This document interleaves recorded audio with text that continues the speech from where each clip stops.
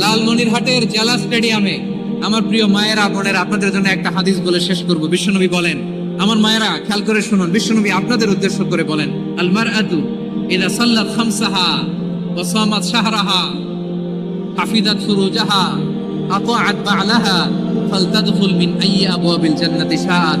বিশ্বনবী বলেন, ও রমণীরা, ও নারীরা, যে সমস্ত নারী এই চারটা কাজ করবে, এই চারটা কাজের গ্যারান্টি দিবে, তাদেরকে জান্নাতের 8টা দরজার গ্যারান্টি দেয়া হবে। কি চারটা কাজ? 1 নাম্বার, আল মারআতু ইযা সাল্লাত খামসাহা, যে নারী 5 ওয়াক্ত নামাজ পড়ে। কি করে? জেলা স্টেডিয়ামে অবস্থানরত আমার নারীরা বোনেরা, বিশ্বনবী আপনাদেরকে 4টা কাজের কথা বলেছেন, খুব বেশি না। 4টা করলে 8 জান্নাতের দরজা সব খোলা। কোনটা দিয়ে যাবে? যেটা দিয়ে মনে চায়। 1 নাম্বার 5 ওয়াক্ত নামাজ।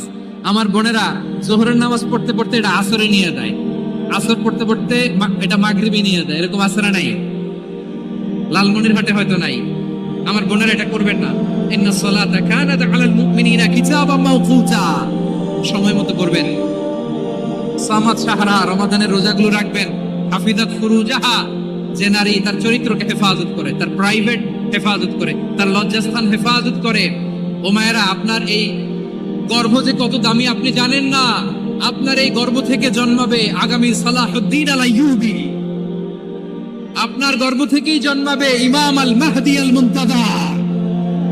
আপনার পেট থেকে জন্মাবে আবু সাইদের মতো বীর সৈনিক।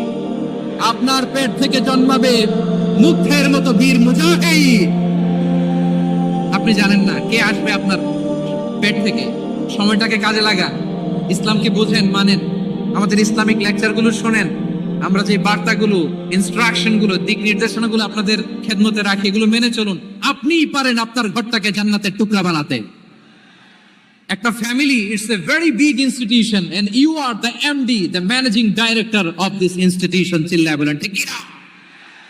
চাইলেই পারেন ঘরটারে জান্নাতের টুকরা বানাতে।